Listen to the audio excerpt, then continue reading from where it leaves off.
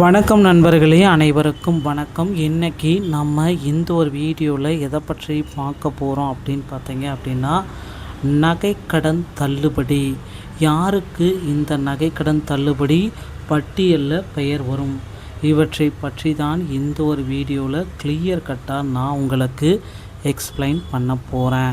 So நகைக்கடன் தமிழகத்தில் பொறுத்தவரை பார்த்திங்கன்னா 2026ஆம் ஆண்டு இந்த ஆண்டில் சட்டமன்ற தேர்தலை முன்னிட்டு ஆளும் மற்றும் எதிர்க்கட்சிகள் நகைக்கடன் தள்ளுபடி குறித்த முக்கியமான வாக்குறுதிகளை அள்ளி வீசிட்டுருக்காங்க. ஸோ நகைக்கடன் தள்ளுபடி குறித்து இதில் முக்கியமான அப்டேட் பார்த்திங்கன்னா அறிவிக்க இருக்காங்க. ஸோ யாருக்கெல்லாம் இந்த நகைக்கடன் தள்ளுபடி வர இருக்குது, ஸோ இது எந்த அளவுக்கு பார்த்திங்கன்னா தள்ளுபடி கிடைக்கும், இவற்றை பற்றி தான் நான் உங்களுக்கு கிளியர் கட்டாக எக்ஸ்பிளைன் பண்ண போகிறேன். ஸோ கூட்டுறவு மற்றும் பொதுத்துறை வங்கிகளில் 5 சவரன் அதாவது 40 கிராமிற்கு மிகாமல் நகைக்கடன் வைத்திருப்பவர்களுக்கு இது ஒரு மிகப்பெரிய ஒரு அப்டேட்டு அப்படின்றத நாம் குறிப்பிட்டு சொல்லலாம். நகைக்கடன் தள்ளுபடியில் மிகப்பெரிய அளவில் பார்த்திங்கன்னா 60,000 கோடி ரூபாய் வரைக்கும் நிதியை தள்ளுபடி செய்ய போகிறதா சொல்லியிருக்காங்க.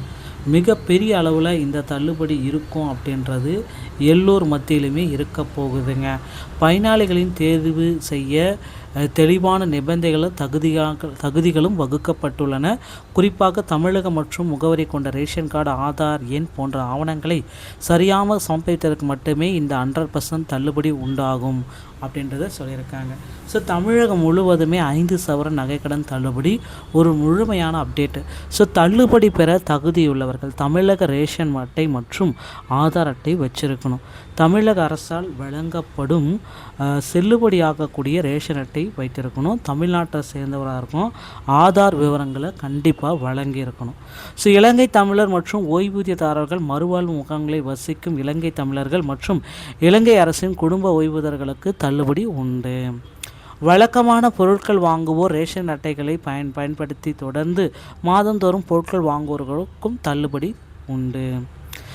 பொதுவாக 8 வங்கிகளில் இந்த தள்ளுபடியை வழங்குறதா சொல்லியிருக்காங்க. ஸோ ஆனாலும் முதன்மையான வங்கி அப்படின்னு நம்ம பார்க்குறப்ப கூட்டுறவு வங்கி 60,000 கோடி ரூபாய் இதற்காக நிதி ஒதுக்கீடு.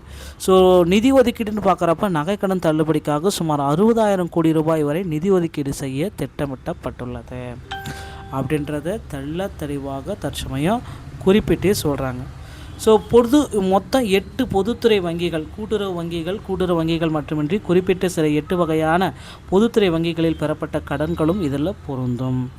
இதற்கு பார்த்திங்கன்னா திட்டத்தினுடைய முக்கிய அம்சங்கள் 5 சவரன் அதாவது 40 கிராம் அல்லது 5 சவரனுக்கு மிகாமல் உள்ள நகைக்கடன்கள் மட்டுமே தள்ளுபடி செய்யப்படும்.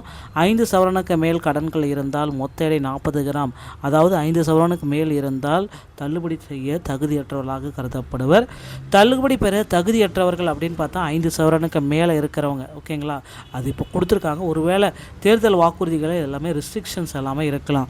அரசு மற்றும் கூட்டுறவுத்துறை ஊழியர்கள், அரசு ஊழியர்கள், கூட்டுறவு சங்க பணியாளர்கள் மற்றும் அவர்களின் குடும்பத்தினருக்கு இந்த தள்ளுபடி கிடையாது அப்படின்றத குறிப்பாக சொல்கிறாங்க.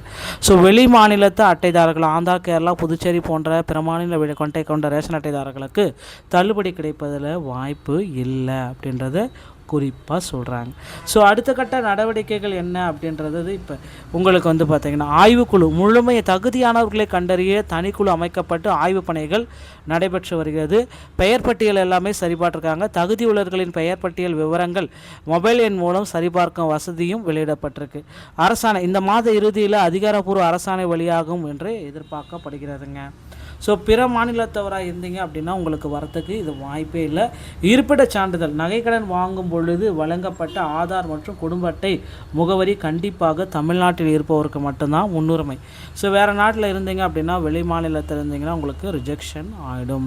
ஸோ அதனால் இது எல்லா விதிமுறைகளுமே நீங்கள் பின்பற்ற வேண்டியதாக இருக்குங்க. இதெல்லாம் பின்பற்றி தான் உங்களுக்கு நகைக்கடன்கள் வழங்கப்படும்.